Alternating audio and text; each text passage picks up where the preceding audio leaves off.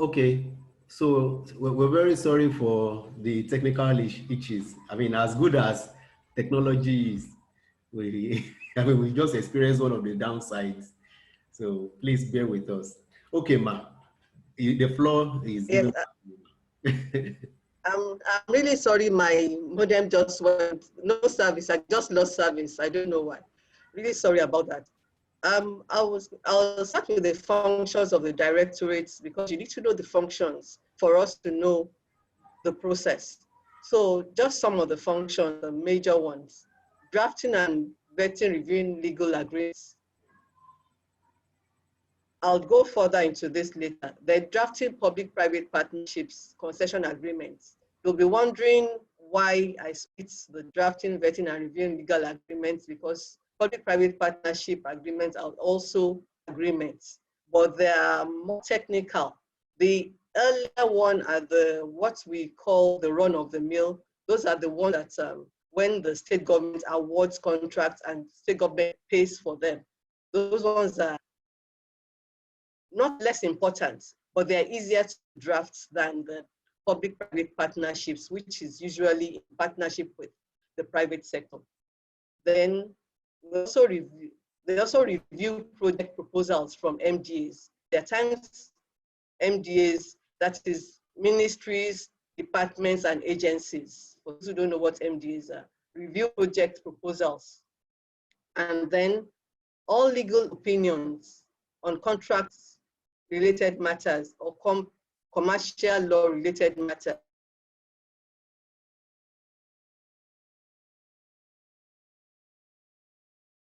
Opinion on land related matters, or all that matters, pension matters. In commercial law, they give legal opinions on contract related matters. Also, commercial law directorate, they appear in courts on commercial law related matters. And the directorates, they're solicitors and legal advisors to the state government on financial transactions. Like when the government issues bonds, the directorate that acts as the legal advisor. There was a time that the Lagos state government bought shares from Econet. It was the directorate that acted as the legal advisor. Such transactions, the commercial law directorate acts as the legal advisor. And then representing Ministry of Justice on committees also, like other directorates do.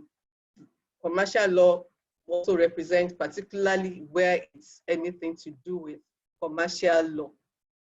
They represent the Ministry of Justice on committees. So basically those are the functions. But I just wanted to mention since this is just a sharing process, the directorate also has two offices. That is Office of the Registrar of Limited Partnerships. But I don't know how that's going to be affected now by the new CAMA, the amendment to CAMA, but well, the office is still there because it's part of the Lagos state law. And we also have the Bills of Sale Registry.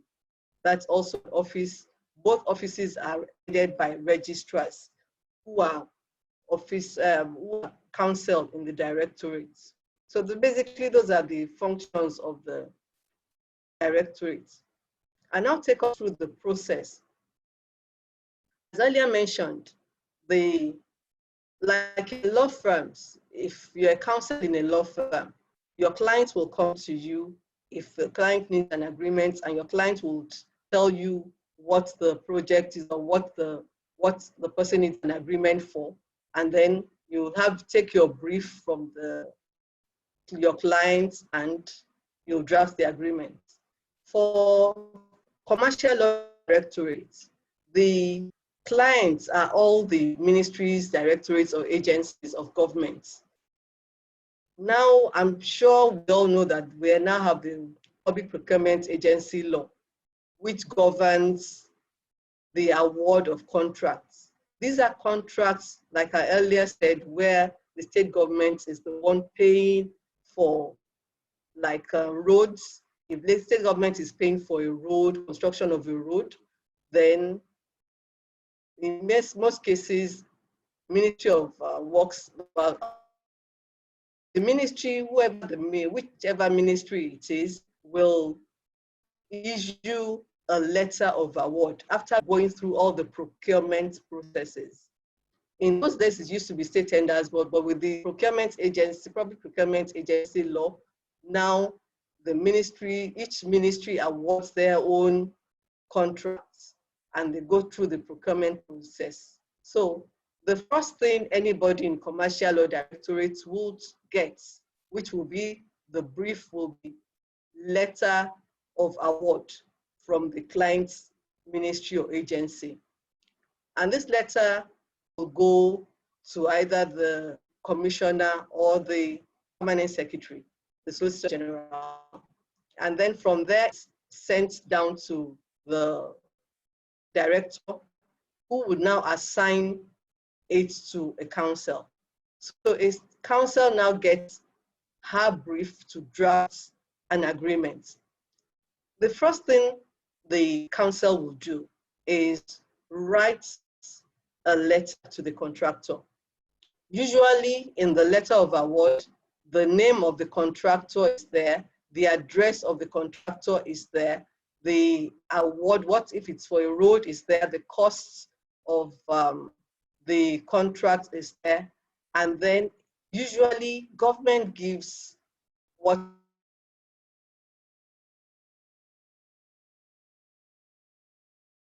percentage that the law allows, 20%, but at times you have the MDA, depending on the type of project, deciding to give more than 20%, more than the 20%. So the council will now write a letter to the contractor requesting for payment of agreement fee. There is a standard table which, depending on the amount of the contract, so the agreement fee to be requested for will be based on the amount of the contract. The council would also request for the contractor to present a bond, advance payment bond or advance payment guarantee. I don't want to go into too many technical things, so that's, but basically the difference between a bond and a guarantee is that the bond is issued by an insurance company and the guarantee is issued by a bank. Then the council also will request for certificate of incorporation, or if it's a business, if there is a partnership or a business name registration. Why this is important is because there are times when the MDA would mistakenly write like Funlola, Odunlami and Sons. Might now write Funlola, Odunlami Limited. And the difference, there's a complete difference between those two names. So to be sure, and so if you draft the agreement, you've drafted something wrongly. So to be sure that we don't draft amiss, you ask for the certificate of incorporation or the business name registration to get the name properly. Then if it's a business name, you need the full name of the owner. As lawyers, I think we know why we need the full name of the owner, because you have to draft the agreement with the name of the owner.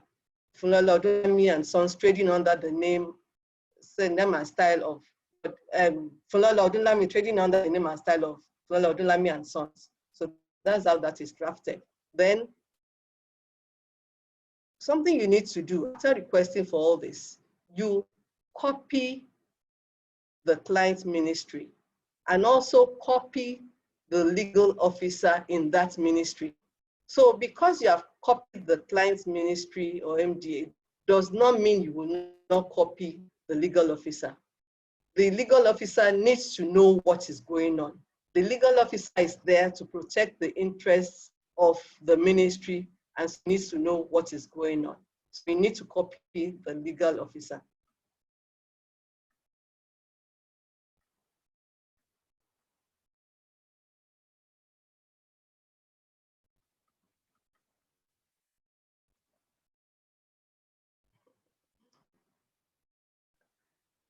I'm sorry, I'm trying to go to the next screen.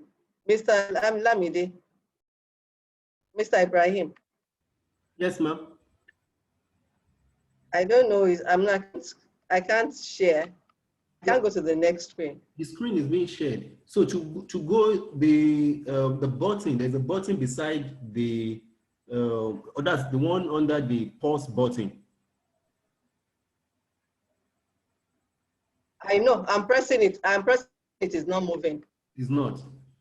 Okay, so I'll say that you continue talking, ma. I will try to pull it up. I'm moving. Continue with your presentation, ma.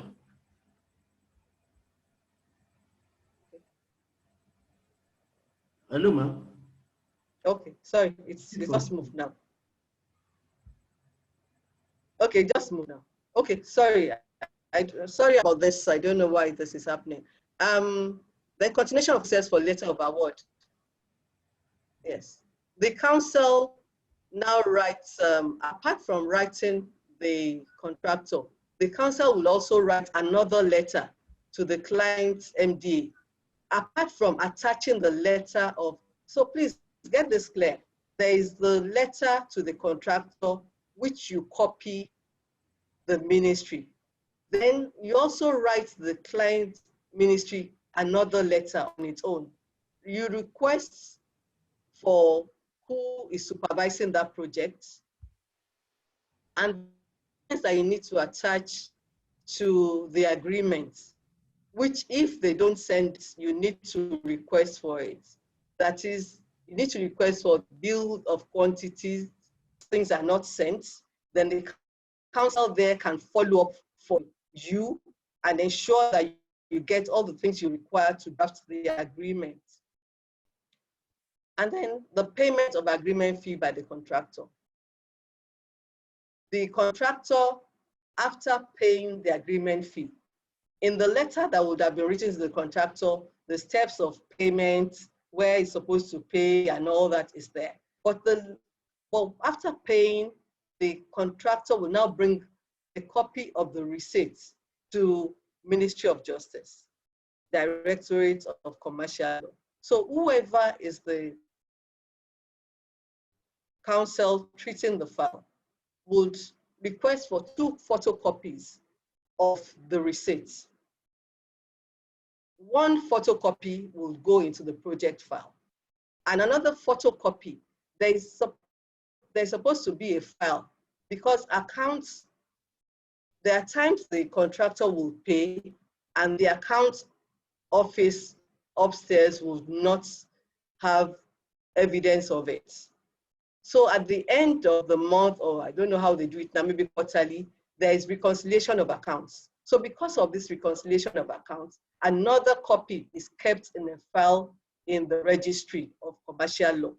So 2 copies, 1 in the project file, 1 in the file with in the registry. And then submission of advance payment guarantee or bond. When the contractor brings the bond or the guarantee, there are things to be noted. The contractor has to bring the original copy of the bond or the guarantee. But you don't take the original copy or you don't take it down. It's just for citing purpose. He also has to bring a photocopy. So that photocopy, you check that it's the same with the original.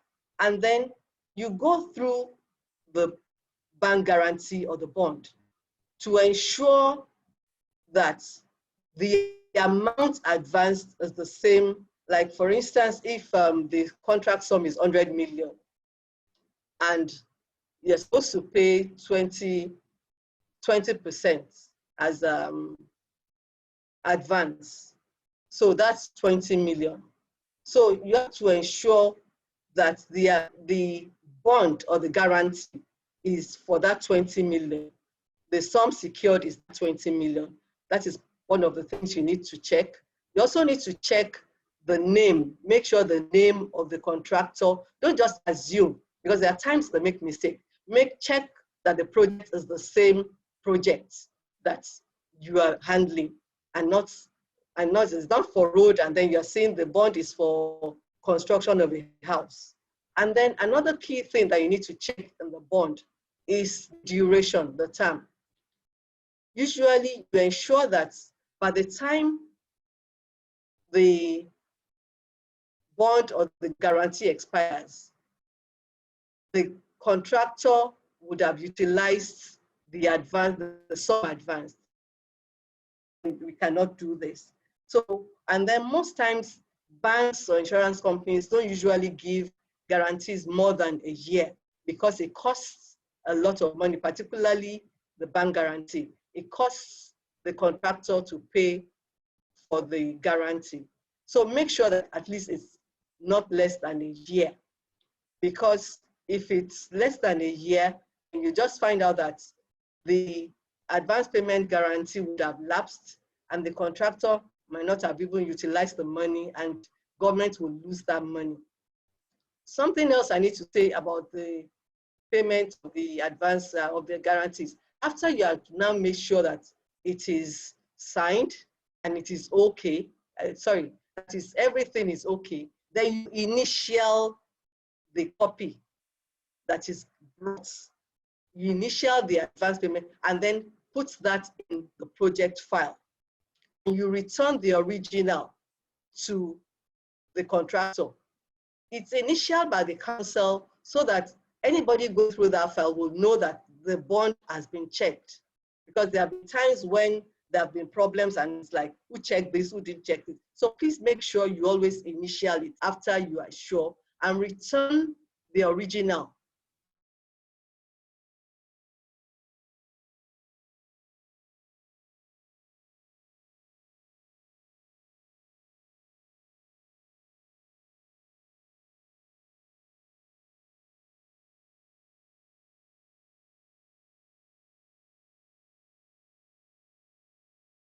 Then you collect the advance payment guarantee or bond. In the agreement itself, usually there is a portion where you draft and you say that once the agreement is about to expire, I think about a month before it expires, the client's MDA is supposed to write the ministry to let the ministry know that the contractor has not utilized the sum advanced or the bond or the guarantee is about to expire. It behoves on the counsel on receipt of this letter to write the institution, either the bank or the insurance company that has guaranteed the sum, to let them know that the contractor has not utilized the money and recall the sum advanced. Because if you don't do this and it lapses, then the government cannot reclaim its money. So it's very, very important that once you get this letter, before it lapses, please write the institution so that government can recoup its money. And then after you have done all this and everything is, the payment agreement fee is there and all that, then, but you don't wait, that's another thing. The drafting of agreement by counsel, you don't wait and say because the contractor has not brought the agreement fee or the advance payment, then you don't start drafting. You continue drafting. If not, you're going to just delay the project. So you draft, and after you have drafted, then you send the drafts to your group head. And the group head corrects, and after the group head is satisfied, the group head sends it to the Director of Commercial Law for vetting. In those, before, years back, it used to go to the Solicitor General at this stage for final clearance. But for some time now, this particular type of agreement stops with the director, because the director is assumed to be able to, should be able to vet this type of agreement. So once the director vets it and it's approved, then you send a draft to the client MDA. You send to the client MDA for them, for their own comments, for their input to see if everything there is okay. So when they now send it back to you, I say everything is okay, then you now generate what we call the final copies. Final copies of the agreement, you have 8, you generate 8 copies. The 8 copies, you have 1 copy in the project file, one copy in another file that is kept in the registry, so as to know the file, the final copies of agreements that have gone out. The one in the registry, there is a book, the registry, that's supposed to be signed. And the counsel will sign beside it to show that he or she has sent out a final copy of the agreement. So we have 6 copies left, because out of 8 generated, you've used 2 in the ministry, in directorate itself. So 6 copies are forwarded to the client ministry. And they're forwarded with a letter saying that there was an executive order issued by past administrations when it was discovered that agreements were not being returned. And so there was this executive order that the last person that sign the agreement should come and sign in the Ministry of Justice. So when you send it out and the first party signs, the last party is supposed to come and sign in the Ministry of Justice. And why is this? So that when the person comes to sign, after signing, a signed copy of the agreement is retained in the file, in the project file. You already have an unsigned copy of so showing what the final agreement is. They now retain a signed but unstamped copy in the file. So in case they don't even return the stamped copy, if there is any need to go to court, you have a signed copy that you can use to prove your case in court. So that is why it's very important to keep the signed copy in your file. Then 5 out of the 6 copies are now given to the contractor to go and stamp at the stamp duties office. When the 5 copies are stamped, they are returned to the Ministry of Justice for distribution, because it's not just the Ministry of Justice that keeps copies of agreements. And the order in which they're distributed is, you have the client MDA keeps 1, the contractor keeps 1, then 1 is sent to the Auditor General, Public Procurement Office, and Ministry of Justice keeps the last one. And I believe that you're still scanning the agreements. So it should be scanned and kept, and it should be scanned. And then the one in the Ministry of Justice, apart from scanning it, there is something that we call the archives. This is where the agreements are kept, and they are kept according to year. Those signed in 2020 are kept together. Those signed in 2019 are kept together. So the final signed and stamped agreement will now be kept in what is called the archive. And a photocopy of signed and stamped will be put in the file, so that it's easy. That way it's easy. Once you know the name of the file or the project, it's easy instead of going to the archives every time, because archives is like a last resort. So once in the file, you check the file. And something I'm not sure most people know is, when the agreements are stamped, if you look at the stamp 5 copies, on 2 particular copies, there are 2 stamps. On the other 3, there are 3 stamps from the stamp, from the two with the 2 stamps, those are the originals. So one of the originals with these 2 stamps, the stamps are the ones with like the red ink thing stamped at the side of the agreement by the stamp duties office. So the ones with the 2 stamps, one is, like I said, they're the originals. So you give one original to the contractor, and the Ministry of Justice keeps the other original. The other copies are the ones that are given to the client MDA, Auditor General, and Public Procurement Office. And that is the end of, except there's any problem, that's usually the end of the normal process for drafting an agreement. Then process for drafting a public-private partnership agreement.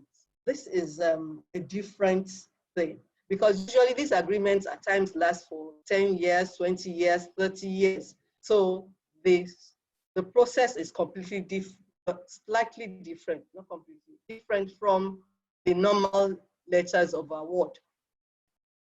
Usually the PPP office, their work is to structure and negotiate agreements. There are times that people sort of mistake what each office is supposed to do. Ministry of Justice Commercial Law, we draft whatever has been negotiated.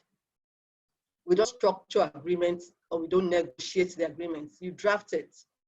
But having said that, it's usually important that an officer of the directorate sits with them when they are negotiating or structuring, when they are negotiating the agreement, so that whatever is required, you can tell them that had not been thought of. You can tell whoever is negotiating so that they ask about that and negotiate that also. And there are times the first thing that comes to the Ministry of Justice is letter of intent or memorandum of understanding. Usually, there are times when the ministry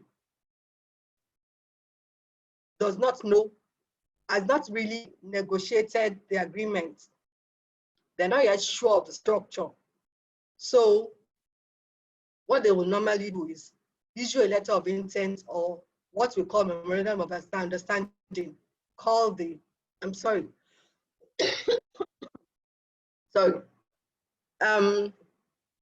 letter of intent or memorandum of understanding. Some people call the final agreement the MOU.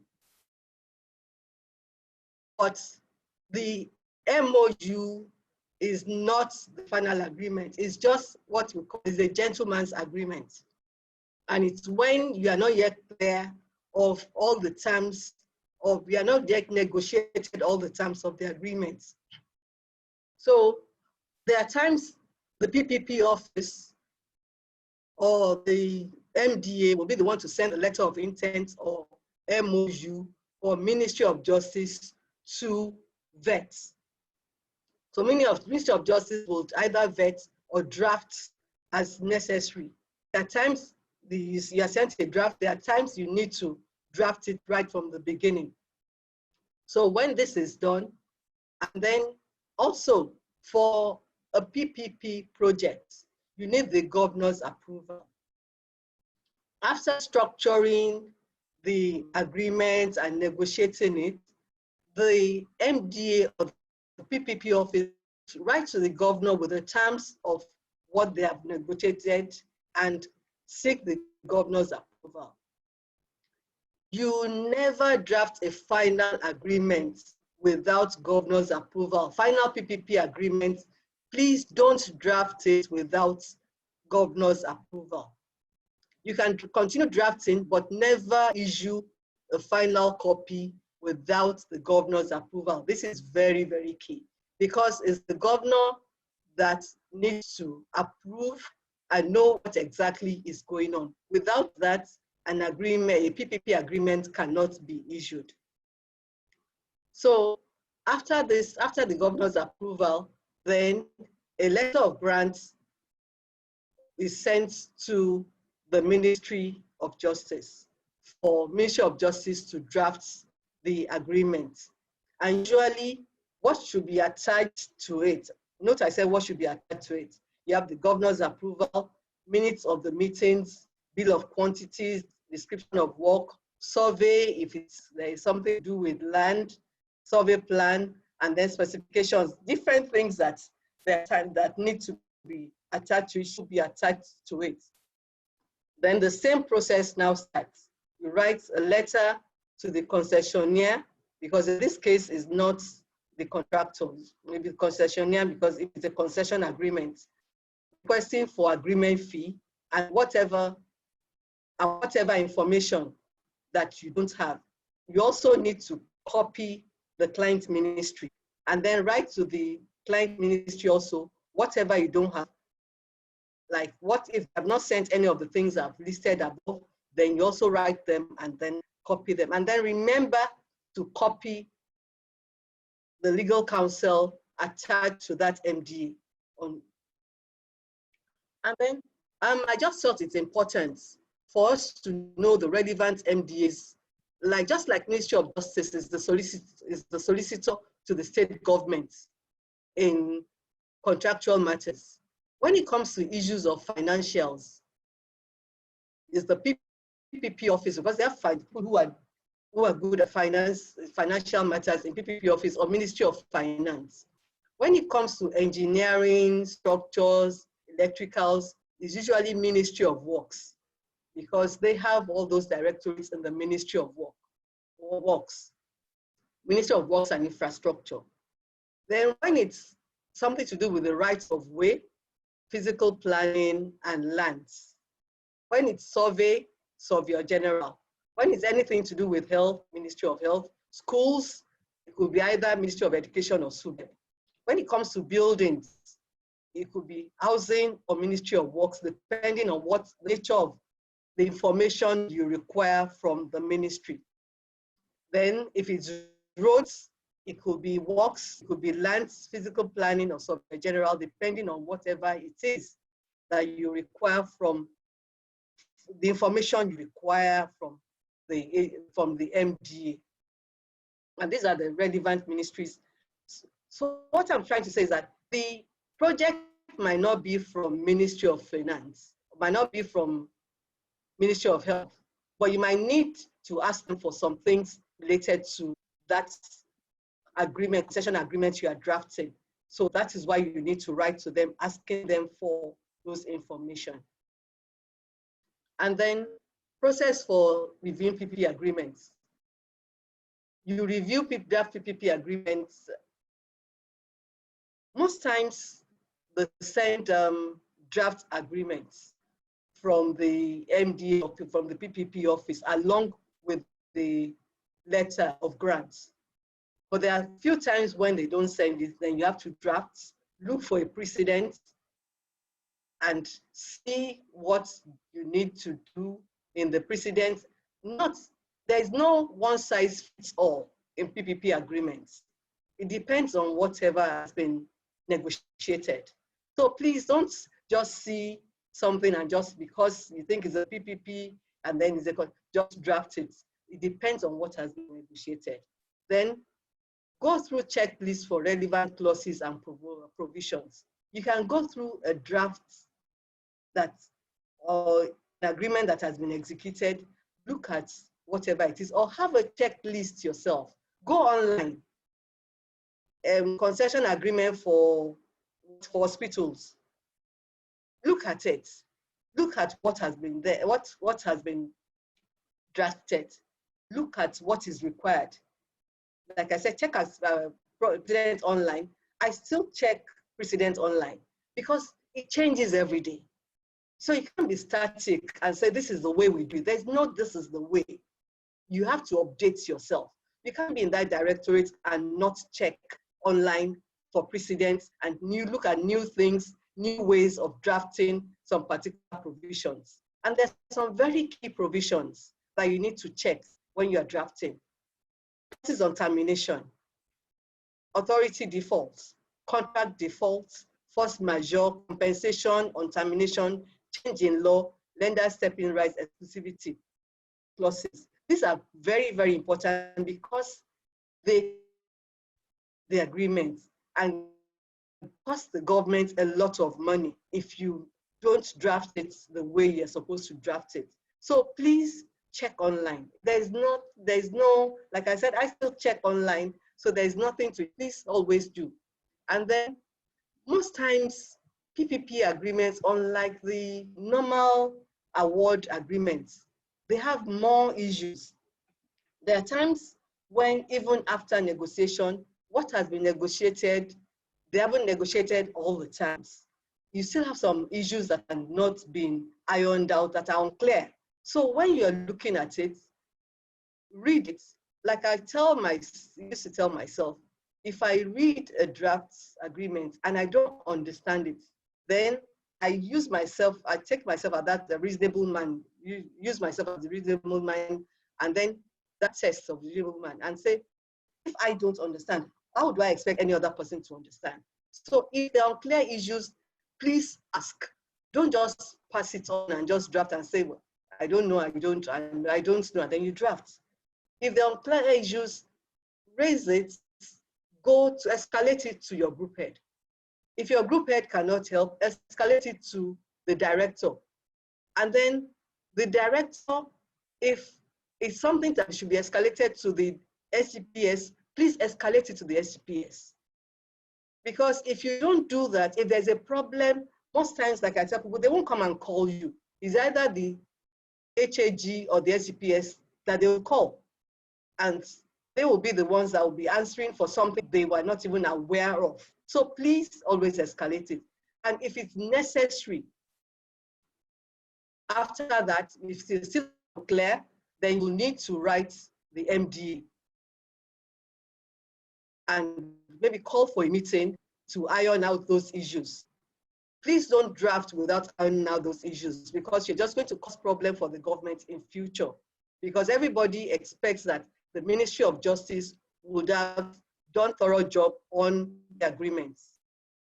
The vetting process for this is Counsel will send it to the group head, and group head to the director, and director to the SCPS, and SCPS to the HAG and CG. Please, it has to go to the SCPS, and this one does not stop at the director's table.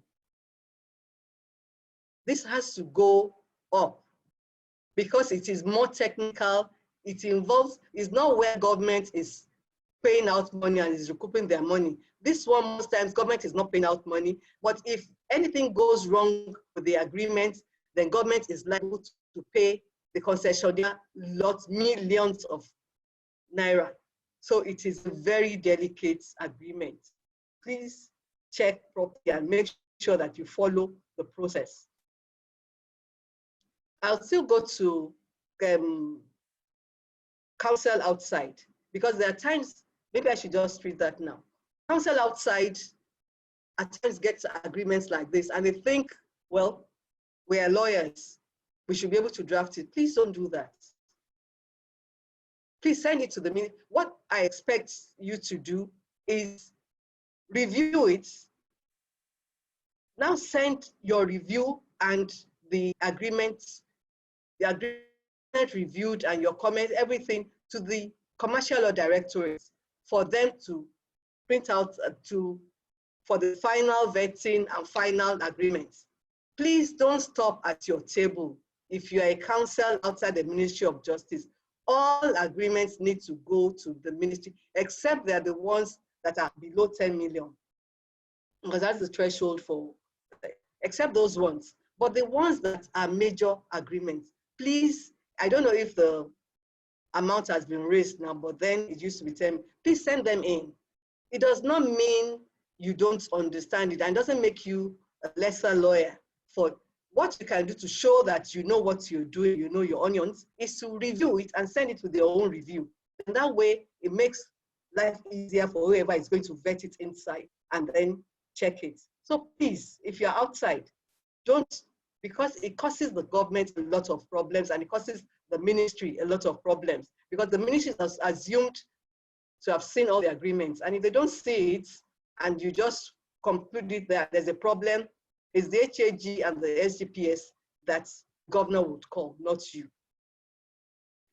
Then the same continuation of it. Then the drafts, the same way that the draft is sent to the PPAP office and the MDA that maybe owns the project, and for their own comments and their inputs too. And most times they send it the concessionaire, because the concessionaire in this case, because it's his money that he's putting down, so it needs to be comfortable with whatever you drafted. So it's not something that you just draft and end it with the ministries. The concessionaire also needs to have a copy, and everybody's comments are put together before final copies are printed. So on return, after everybody has had their inputs, then you effect the corrections and the final copies are printed. But in this case, the final copies depend on the number of people involved in the agreements, because now you have the concessionaire, you might have different parties. So, and each party would have a copy of the agreement. So final copies here depend on the number of parties. So there's not just 8 copies and you stop, but it's still the same process of keeping one in the file, keeping one in the registry and all that. But I can't say it's 8 or 10, it depends on the number of parties involved. Then the same thing as in the normal award, the signature and distribution process. The last person to sign will still have to come and sign at the Ministry of Justice. And something I forgot to say, which I think should, before sending out any agreements, make sure you put the seal. That's the red seal. Affix it where, if it's government that is signing, affix it where the government is going to sign, and before sending it out. And another thing is, usually we don't put the dates. It's not for the government's benefit, it's usually for the contractor's benefit, because stamp duty, that is the date on the agreement before sending out the final copies. Because if you put the dates, by the time the contractor or whoever concessionaire goes to stamp duty's office, they start counting the amount to be paid from the date on top of the agreement. So usually, but when it comes back to you, when the final copies have been signed and stamped, please put a date. If no date has been put, please affix a date. So that is all I think I want to say about agreements. But I just thought for other things, legal advice, and then I'll go to the counsel. Read and understand the issues at stake when you get a legal advice. Research for relevant authorities. Don't just sit down and just write something. And then when you've done all that, then in your legal advice itself, you start with a background introduction. Then the next thing is issues for determination. Then your legal opinion, that is relating the cases with the facts. And then your conclusion. That is the way to do it. Don't just write anything you want. And then the vetting process is the same as for the PPP. Advice is, once it's issued, once you have finished your opinion, you send it to your group head to the director to SGPS, and if it needs to escalate to HAG, SGPS would escalate it to HAG. Then responsibilities of counsel attached to MDAs. You are there as the eye, nose, mouth, everything of Ministry of Justice. You are not just there just for being their sake. You are there for a purpose. So once you are posted out, the first thing you do is acquaint yourself with the laws relevant to that MDA. Because if you don't know what the MDA does or what they're supposed to do, there's no way you can advise them. And you are there as legal advisor from the Ministry of Justice, because most times you are there, people see you are, okay, Ministry of Justice is here. So you acquaint yourself with the laws relevant to the MDA so that you don't even disgrace yourself when you are called for a meeting. Then when there is an award, please, part of your duty is to ensure that the scope of work is attached, preferably soft copy, so it's easy for whoever is in the ministry to attach it, name of supervising officer, letter of no objection, governor's approval as required. Please make sure that these things are attached to save time, so the counsel in the ministry does not need to now write the MDA and copy you. You would have done all that and ensure that it's attached right at the start of, right from the beginning. Also, certificate of incorporation, business name registration, and then if there are needs for proposals and minutes of meetings, please attach them and send it to MOJ for their review. Also, if it's PPP, please ensure that proposals or briefs on the project, the HE's approval, minutes of meetings, bill of quantities, detailed descriptions, survey classifications, review, and all these are sent. And like I had earlier said, if there is a memorandum of understanding or a joint venture agreement or concession agreement that is being sent to the Ministry of Justice, please don't just send it. You are a lawyer. Look at it, review it, have an opinion. Even if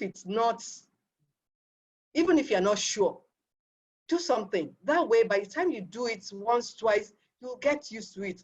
And if I were you, if I've not worked in commercial law before, directorate before, I might even go there and find out, okay, what I've done, is it okay?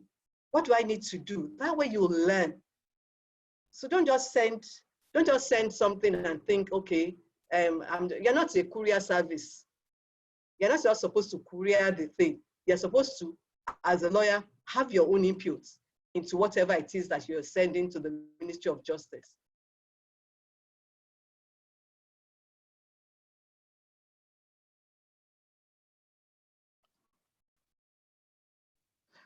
I think that's the end of it. If there are questions, I did deal about court matters because I think there is everybody seems to know what you're supposed to do about court matters. So that is the end. Thank you for listening. I will now take questions, if there are questions. Thank you very much, Ma. We're indeed very grateful for this excellent presentation. And it was as if, I was going to say that we were in church, would have said, devil is the liar. At the time when the technology was really going bad. But we thank God because now we know that it's not always about the devil. Because even when it's about the devil, God has a way of doing what he wants to do. And that he has been able to do excellently here today. Thank you very much, Ma, for this excellent presentation. Now, in the space of this week alone, I have expressed interest in 2 directorates. I remember that on Tuesday, I said I was going to go to a particular directorate. And so people were, coming to me, asking me to swap with them. But if I had gone into an agreement with them, I would have breached the agreement today because right now, the directorate I want to go to is commercial law. And that's because of how excellently Mrs. Odunlami has narrated what happens there. It's really unique and interesting to know that this much detail goes into what is done in commercial law directorate. Thank you very much, Ma. We're grateful, Ma. Thank you. Thank you, Ma. So may we have questions now?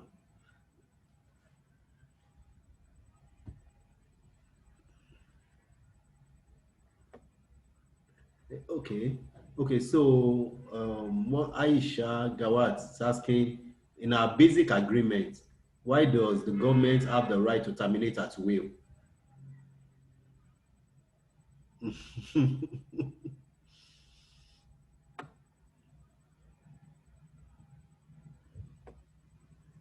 You want me to take them one at a time? That's the only one we have for now. Okay. Yes. That's an interesting question. Okay, there's another one here that says, do you want to take it, Ma?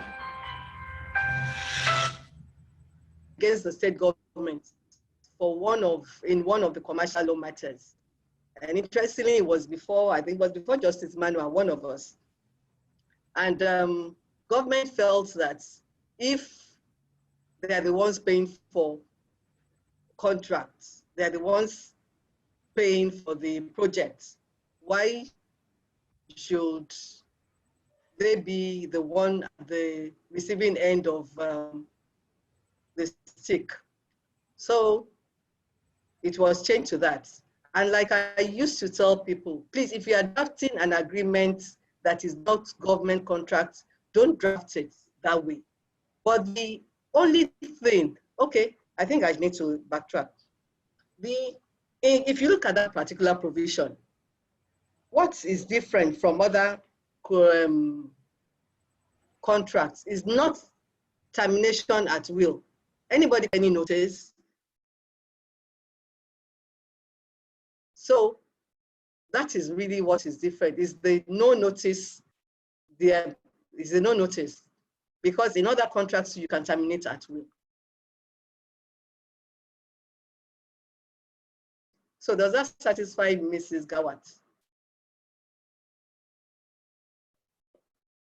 Lamide? Yeah, ma'am. Yes, ma'am. I'm here. I Right. believe she's satisfied, ma'am. I'm sorry, my internet just went off. So all the questions have Sorry. been wiped out. So you may need to help me, ma'am. I saw another question there just before that happened. I was talking about notice.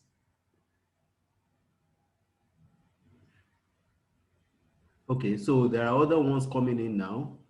Okay, so this one is say, what do we do when stamp duty has been deducted from source, but the people at the stamp duty office refuse to sign and ask the contractor to pay more money?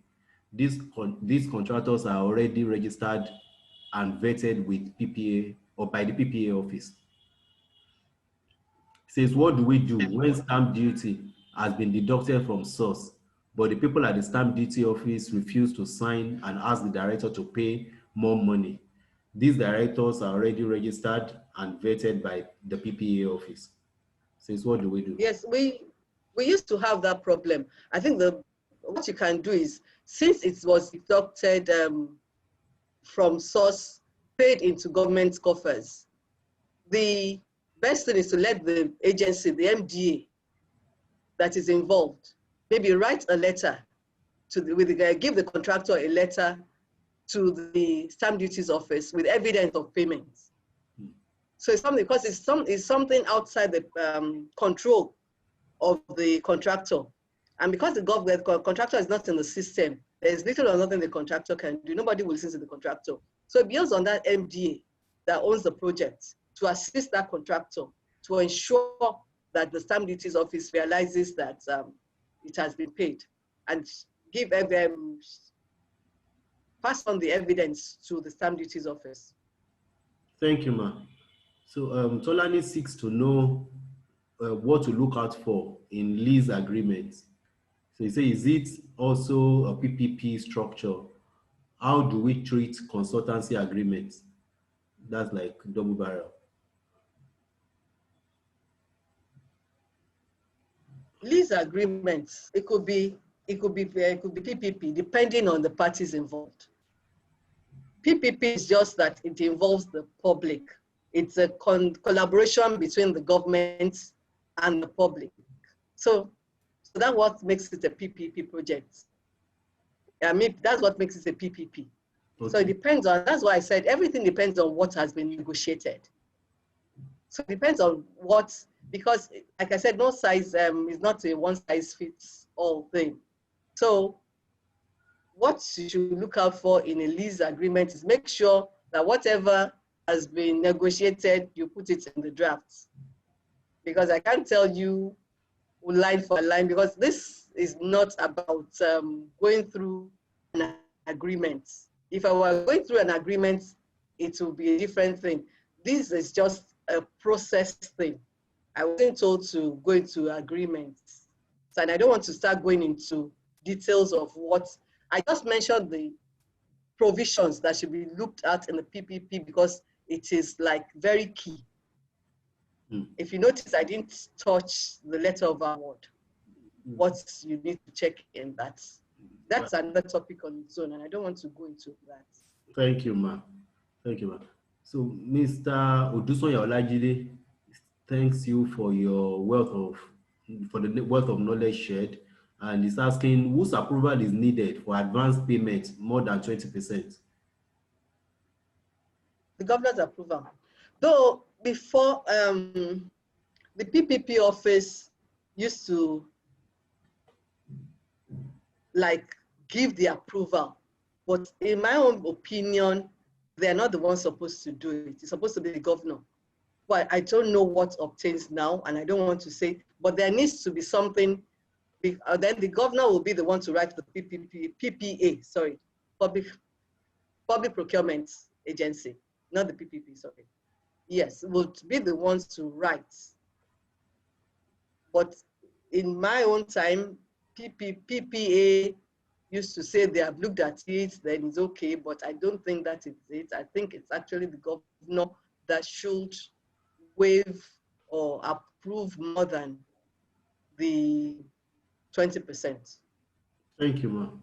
So if I were to ask a question, the next one certainly would have been the one that I would have asked.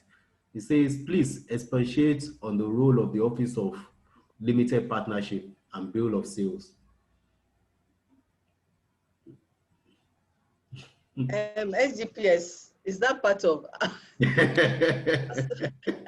Because I just taught all those ones so that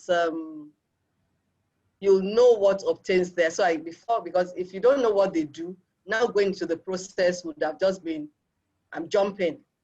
That's why I just mentioned those offices. But having said that, limited partnership in brief, limited partnership is a partnership.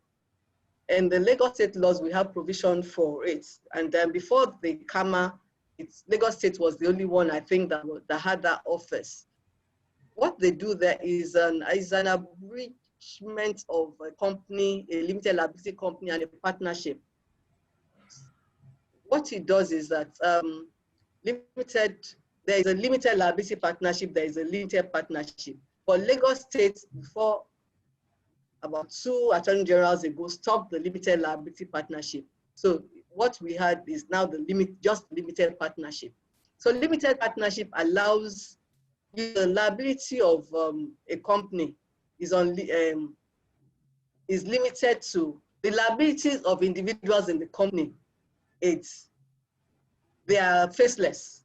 So if there's any problem with the company, it's the company that will be liable, not the individuals who own, not the directors, not the individuals who own the company. But in the partnership, it's the individuals who own the company that will be liable. So a limited partnership merges the liability of so in a limited partnership, you must have at least a partner whose liability is unlimited. Meaning, if there are 3 of us, we've come as partners and it's a limited partnership, one of us liability must be unlimited, so that if the partnership goes bust and we have liabilities, that unlimited partner will be the one to bear the difference between what we already put down and what we have to pay. I don't know if I'm making sense. Yes, ma'am, you are. What it is that, okay, if at the beginning of the partnership, the 2 limited partners will put something down. Let's say it might not even be money, but let's say money. Let's say the partnership is for 100 million. And then at the beginning, they put down 2020 and say, after that 20, whatever happens to this partnership, if there's a problem, I'm not liable for more than that 20, which I've put down at the beginning. And then along the line, they have a problem and they have a liability of 80 million. You know what they put down is 40. Yes, ma'am. And there is a 40 difference. So it's the limited partner that will bear the brunt of that. Okay. So you enjoy the benefit of a limited liability company as a limited partnership. Thank you, ma'am. So Olamide Olulade, Mrs. is asking please expatiate on the contractor's all risk clause in a construction agreement. Sorry, I didn't hear. I was reading something. Sorry. Okay. Okay, Mrs. Olamide Olulade is asking you to expatiate on the contractor's all risk clause in a construction agreement. This one is now making me go through agreements, which is not the process. All I was told to do is the process. That would have to be something else. I'm trying to remember what that clause is, because I don't have the agreement in front of me, so I can't. Okay. I can't really remember. Yes, we can get it across to her. Yes, ma'am. So now this Mrs. Bodude is asking for tips or criteria that we ensure that one gets current and relevant agreement precedents while searching online. If there What are, I would normally do is, if it's something on concession on hospitals, I just look for concession on hospitals. And if it doesn't fit it, I narrow it down to whatever it is I have with me. I just keep on narrowing it down until I get what I want. So it's the internet is so versatile now that you don't need, just Google, just type in whatever it is. PPP agreements on hospitals, concession on hospitals, something, and you bring out something. And from what you get, you can always redirect it to something more specific. So it's as easy as that. thank you, ma'am. So this, And then there are some World Bank's agreements too. I haven't said that. You can check for on the World Bank site. They have different agreements that you can use. thank you, ma'am. So Dio is what I have here. It says, please, why should the final execution of a contract be done in the Ministry of Justice office? Why not send to the party to save time? I explained that. Okay, did I? Okay, maybe I didn't. Why it must be signed in the Ministry of Justice? I think I did. Like I was an executive order by, I think, 2 governors before, because when contractors sign or execute agreements, they never return them. So if there is a court matter, you don't have the executed copy with you. So you keep on running after them, nothing happens. So what's normal? So that was why that executive order came into being. So that if it's signed in the Ministry of Justice, you keep a signed document, even if it's not yet stamped, because it's the last party that has come to sign. So you have a signed, unstamped copy in your file. So if you need to go to court, you have a signed copy with you. So it might seem a long process. Most of the things might seem long process, but it's from experience. And they're just to safeguard the government, because can you imagine if there's a court matter and we don't have the agreement? So how do you want to prove the matter? And the contractor has the agreement, is not releasing it to you. So you end up not having any signed agreements. So it's just for us to have signed agreements so that when we have to go to court, we have something that we can tender to the courts. Thank you, ma'am. Now, there is a comment here from Mrs. Kehinde Taiwo. She says, Ma, I strongly appreciate the fact that it is important for us to be at the negotiating table for PPP agreement. A lot of teething issues would have been brought back home, escalated to the level of SGPS and the HAG, and sorted out instead of having to go back and forth on certain items, on certain terms.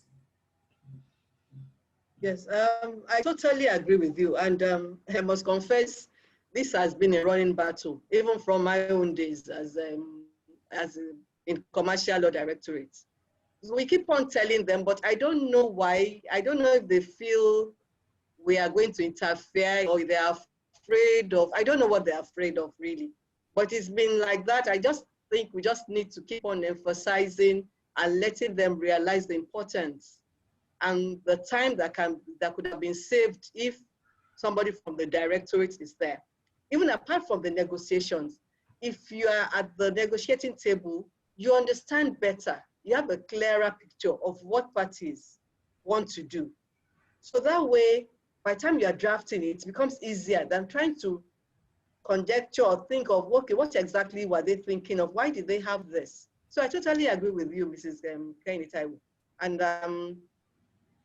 And I'm sure CPS too, because she was there too, knows that it's been a running battle. But I think we just have to keep on letting them know the importance of commercial law, somebody from commercial law being at the negotiating table. Thank you, ma. Now, okay, this next question, I've been avoiding it since, because each time I look at it, the word that jumps out to me is dating. And I've been wondering what dating has to do with what we're talking about here. But now I've had cause to go over it again. I think it's relevant. It says, Ma, please, can you shed more light on dating agreements upon execution by the parties? Do we rely on the date on the letter of award as the effective date? No, not the date on the award. It's easier, if it's not signed, it's easier to just put the dates that you got it. Since you wouldn't know the date that, because the date that's supposed to be there really is the dates that parties signed, not the date that the letter of award was issued, because there was no agreement. Agreement would not have been drafted the day the letter of award was issued. So it can't be that date. So it's just easier to put the dates that's the dates you got the final copies of the agreement. Thank you, Ma. Any other question? I can see the issue of counterparts. Differentiate between the original copies of final agreements and the counterparts. I mentioned it, I'll just re-mention it. If you look at the 5 copies, and there are stamps at the, once it comes up from the stamp duties office, there are stamps at the side of the agreements. In some cases, you have about 3 different stamps at the side. In some cases, you have 2 different stamps. The ones with the 2 different stamps are usually 2 copies. Those are the originals. The ones with the 3 stamps are the counterparts. And those are the ones that have 3 copies.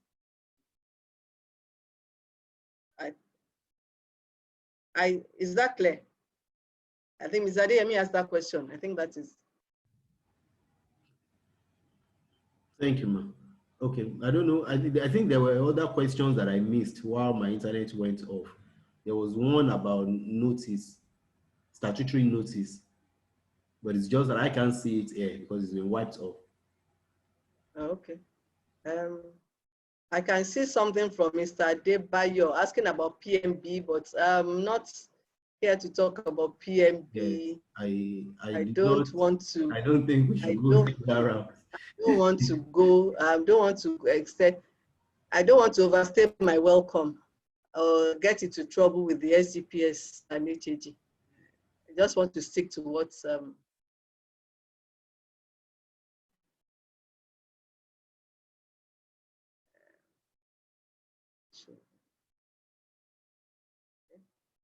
I don't think I can see.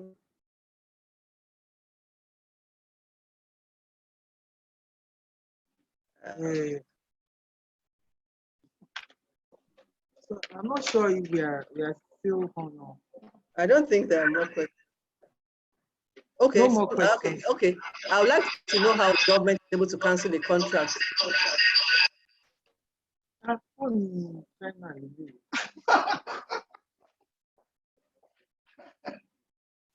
I can see something. I would like to know how the government is able to cancel a contract even after its terms have been put into a law. I don't understand that question. But what I would say is that, like I said, you can terminate a contract, but you have to be ready for the consequence of termination. So if government terminates any contract, then we should be ready for the consequence of termination. Okay, thank you very much, Ma. I think it appears we've dealt with all the questions. Thank you. We're most grateful for this very enlightening session. I mean, it's it's been mind blowing, the kind of revelations that have come here today from the kind of things that have been done at the Commercial Law Directorate. So the Learned Solicitor General had indicated interest to give a vote of thanks and probably to say a few words. So I'm going to unmute her now to do that.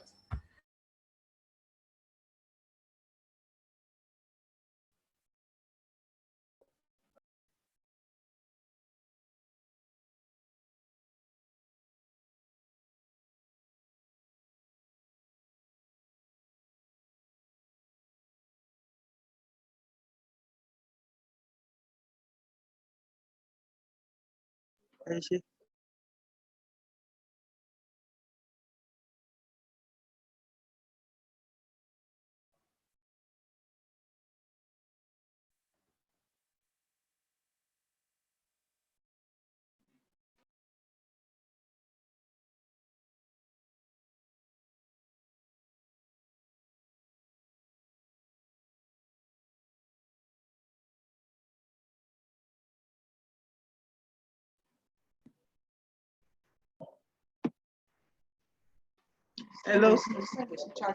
Hello, ma'am. So, good afternoon, everybody. Yes, thank you, ma'am. I'm sure we've all found this lecture very interesting, and I'm not surprised by the content because Mrs. Odunlami, our former SGPS and permanent secretary, was indeed, how do we call her? Maybe the guru of commercial law, so to speak, in the government circle in Lagos State for a very long time. And I'm not surprised by what she has delivered today. Thank you very much, ma.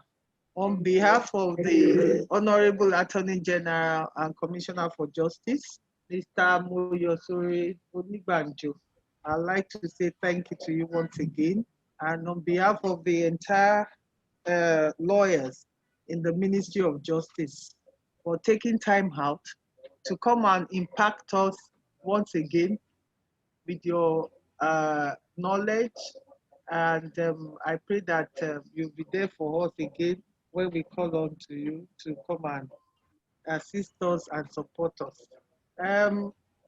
The only thing I want to add to what you have said, Ma, is that commercial law department, even though it's small in terms of number of lawyers in the department and office space they occupy, but for me, it's a very, very intense department and very, very sensitive.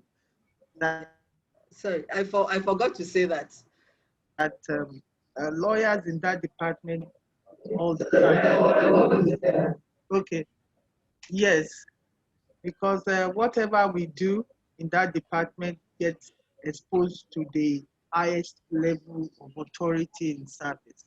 And I want to admit to everybody today that I don't really think I enjoy them, the pressure of the department. And I used to wonder how Mrs. Odunlami survived in that department for about 19 years. The pressure was just too much. And I'm sure Mrs. Taiwo is enjoying it now. So I want to say thank you to you, ma. It's most appreciated. And as usual, we always learn from you. And we pray that you'll be there for us for many, many more years. And we can continue to tap into your wealth of Sorry. experience. Thank you, ma. Thank you. Sorry, can I just say something? Can I just say something? Let me. Please go ahead, ma'am. Yes. Just to corroborate, I was going to say that I forgot. What the SDPS said. The directorate is very, very small. But unfortunately, any mistake that is made in that directorate costs the government a lot. And apart from costing the government a lot, the people there, you deal with commissioners, people inside. So the slightest mistake you make is escalated, is aggravated. Everybody sees it. And the problem now becomes the problem of Ministry of Justice. So it's like, justice has not done this. When you go for meetings and they say, justice has not done this, invariably it's commercial law. So you are in the light spotlight. That light is beaming on you. So you can't afford to make any mistake. People don't understand. I used to tell people that the directorate is not the volume of, it's the pressure. There's a lot of pressure. There's so much expectation from everybody. You can't afford to relax. You're on your toes. People see you, they see agreements. People see you, and then you're not given enough time to do whatever it is. If you're supposed to have, like counsel outside, maybe you get 2 weeks, they want it in a week, they want it tomorrow. So it is a lot of pressure. So you have to be very fast, accurate, careful, whatever it is, and make the less mistake, because the slightest mistake you make, the next thing is the government is calling the HAG or calling SCPS. Or like when you deal with police officers, nobody really calls or go ahead. But this one is people inside, it's commissioners, it's people at the top you are dealing with. So you need to be extra careful. It is a lot of pressure. I forgot to mention that. Thank you, SCPS. Sorry, I just needed to add that too. Thank you very much, ma. Yes, ma. Thank you very much. It's been nice seeing everybody. I'm going to unmute Bye-bye. them now. I'm going to unmute them so that they can greet you, ma. I'm going to allow participants. Okay, so I've allowed participants to unmute themselves. So those who want to unmute can unmute now. Good afternoon, ma'am. Thank you very much, ma. Good afternoon, ma'am. Oh.